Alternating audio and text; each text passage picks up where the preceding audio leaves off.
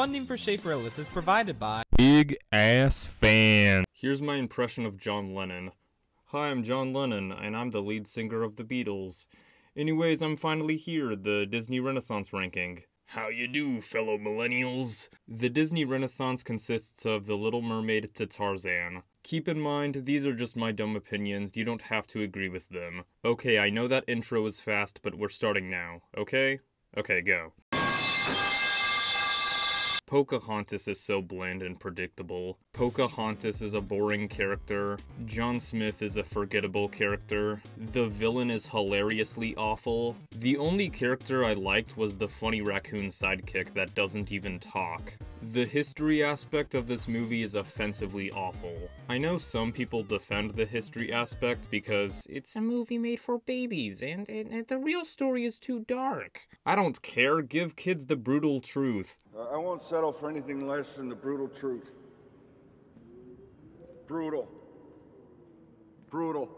The voice acting is terrible. And why do the trees talk in this movie but the animals don't? Tracy Tree from Rainforest Cafe looking ass. To be fair, the animation and colors are beautiful, as usual. The songs are okay. Colors of the Wind is a beautiful song. Savages sucks, and so does Mine Mine Mine. Okay, yeah, this movie's a mess. I can totally see why this movie did terribly at the box office. The Rescuers Down Under was so jarring to me after watching The Little Mermaid, because The Little Mermaid felt like a step forward for Disney, but this movie feels like a step backwards. To be fair, it's way better than the first Rescuers, but that isn't saying much. Some characters were good and some weren't. Wilbur was a great comic relief character, and is just proof that no matter how bad a movie is, John Candy will always be great in it. Wilbur! You insensitive asshole! The villain was also great, and it was funny hearing George C. Scott in a Disney movie. Bernard and Miss Blanca are okay characters, but they were barely in the movie at all despite being the main characters, and the romance between them was uninteresting. And the weird Australian mouse that I forgot the name of was really annoying and unfunny. The animation was really pretty and detailed, especially during the opening scene. The action was good, but nothing special, and the comedy was hit or miss for me. Pretty much every joke that wasn't from John Candy or George C. Scott was unfunny. But my biggest problem with this movie was the kid character. The kid was not only super uninteresting, but he was also the dumbest character in the movie, and keep in mind that includes John Candy Siegel. The villain pulled the oldest trick in the book on this kid, and he still fell for it. So yeah, this movie was painfully decent, especially considering it was the movie made in between The Little Mermaid and Beauty and the Beast.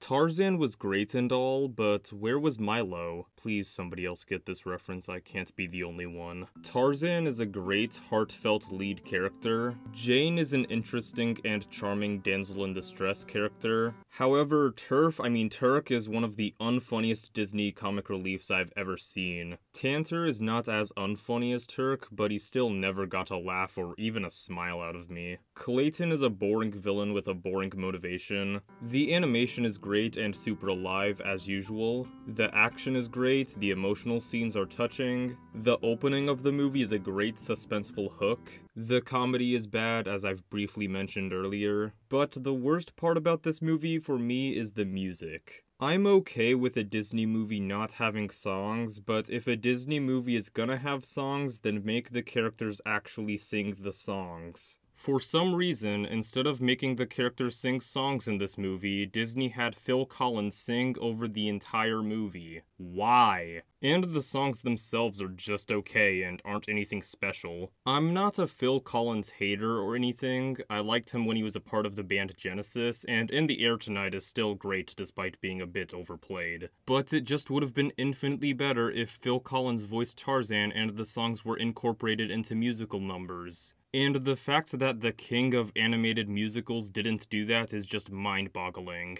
Spoilers, if you don't want this movie spoiled, then skip to this point of the video, there's your warning. Tarzan's father's death is so dumb and didn't work for me emotionally at all. Clayton's death is absolutely hilarious though. I don't know what sick and twisted asshole was working at Disney that day, but Clayton's death is hilariously brutal. Seriously, just watch this.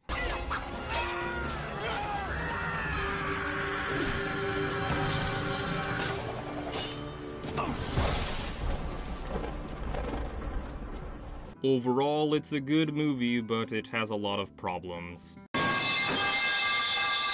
Mulan is a great movie. Mulan is a great and badass character. The side characters are great.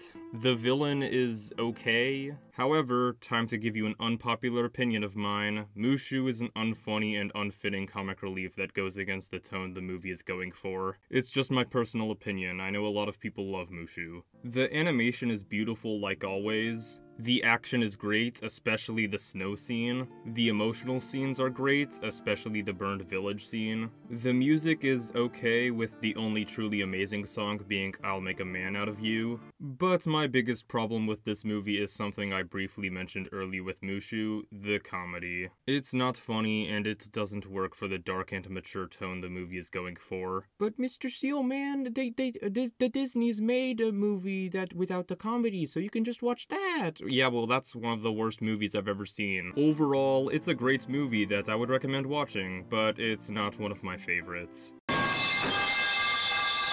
Aladdin is another amazing classic Disney movie. Robin Williams stole the show as the genie, with hilarious comedy, hilarious improv, hilarious references, and even hilarious adult jokes. Aladdin and Jasmine were decent characters, but the romance between them was incredible. Jafar was a decent villain at first, but as the movie went on, he got better and better and more insane. And the Gilbert Gottfried parrot was pretty hit or miss for me. Hi, this is Gilbert Gottfried. I'm pissing and shitting and coming. As I mentioned previously, the comedy was amazing and hilarious. The action was also incredibly entertaining. The animation was incredibly well detailed, colorful, and alive. The music was amazing. One Jump Ahead is a really fun song. Friend Like Me is awesome and has some impressive animation. Prince Ali is a banger. And A Whole New World is my favorite song in this movie and one of my favorite Disney love songs of all time.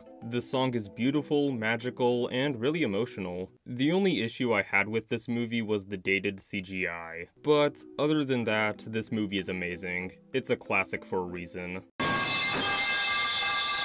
Hercules sucks. Why does it look like Vegas? I hate his criticisms of that movie because he's like, what? It looks like Vegas. Why does it look like Vegas? And it's like, because Vegas looks like Greece, you fucking idiot. Now that that joke is out of the way, this movie's amazing. Hercules is such a great, charming lead. Majida is a very interesting romantic lead who is very unique from other Disney romantic leads. Phil is hilarious. It's Danny DeVito. How can he be unfunny? I wish I were an Eminem again. Hades is a hilarious villain, and Pain and Panic are hilarious villain henchmen. The Gospel Truth is such a great opening song with great gospel flair. Go the Distance is an incredible song. One Last Hope is a hilarious training song. Zero to Hero just slaps. And I Won't Say I'm in Love is a great jazzy love song. I already mentioned it multiple times, but I'll say it again, the comedy in this movie is hilarious. The romance between Hercules and Majida is charming and interesting. I love the Gerald Scarfe, jagged, and stylish animation in this movie, and it really makes it stand out from other Disney movies. My only problem with this movie is I thought the climax wasn't as suspenseful as it wanted to be. Overall, though, this movie's amazing and highly underrated.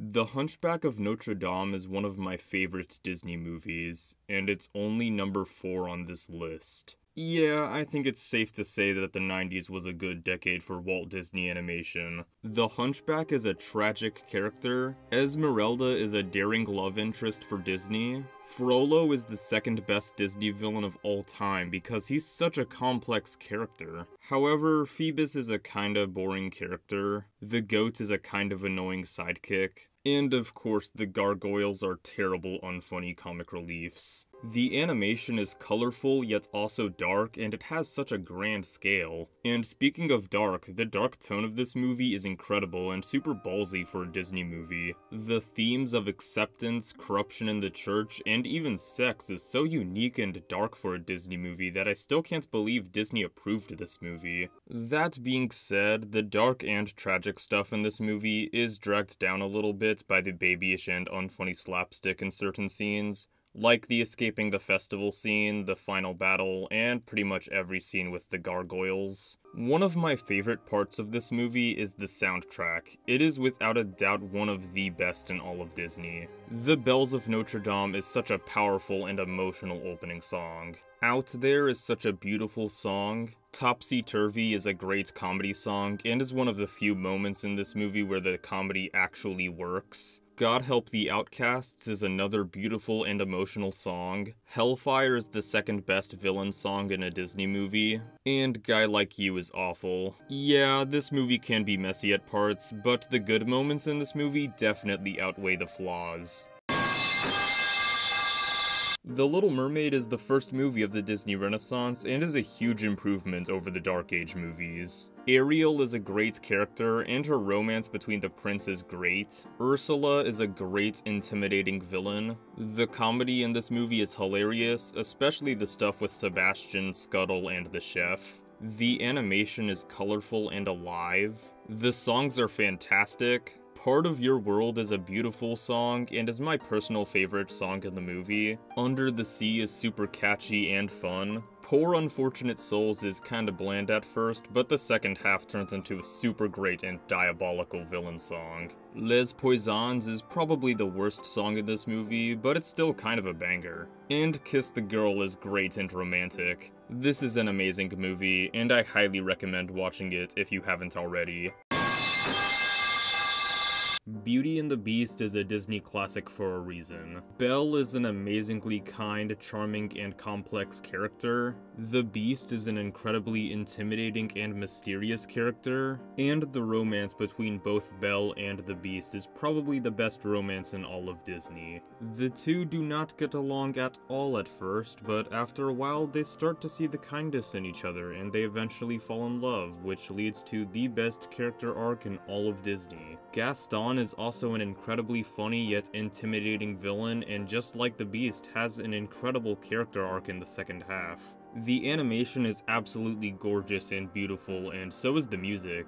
Belle is a great opening song that establishes the character of Belle really well. Gaston is a great villain song that establishes the character of Gaston really well. Be Our Guest is such a fun banger. Something There is such a pretty love song. The Mob Song is an incredibly dark and intimidating song. And of course, the best song and scene in the movie is appropriately named Beauty and the Beast. This song is absolutely gorgeous, and the scene it's in is so beautiful and magical. There are maybe two nitpicks I have with this movie. LeFou was never funny to me, and spoilers if you don't want this movie spoiled, then skip to this point in the video, there's your warning. The ending of the movie where the Beast turns back into a human is a bit overwhelming. But other than that, this is an amazing Disney movie that I highly recommend watching if you haven't already.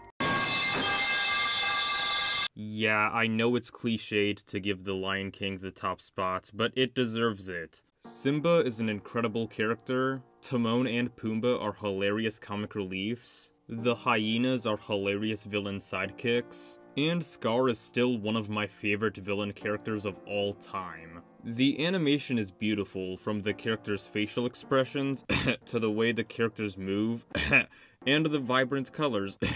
The writing is incredibly dark, emotional, funny, and charming all at the same time. The songs are awesome. Circle of Life is such a powerful opener. I Just Can't Wait to Be King is a super fun song. Be Prepared is a breathtaking villain song. It is personally my favorite song in the movie. And Can You Feel the Love Tonight is a great emotional song. Even the soundtrack by Hans Zimmer is incredible and really adds to the emotions of the movie. The scenes in this movie are iconic. The opening scene of this movie really sets the mood for the rest of the movie. The stampede scene is one of the darkest and most suspenseful scenes in all of Disney, and the scene with Simba and Rafiki is so emotional and is probably my favorite scene of the movie. I would recommend watching this movie, but you've probably already seen it. And at number 0 is the Goofy movie. This is the greatest movie ever made. I will curb stomp Mickey Mouse and force him to use razor blades as bandages. Hey, Real the Seal, you totally just copied the Schaefer Liz video on it. I'm calling the police. How about you shove a straw up your dick hole? Thanks for watching.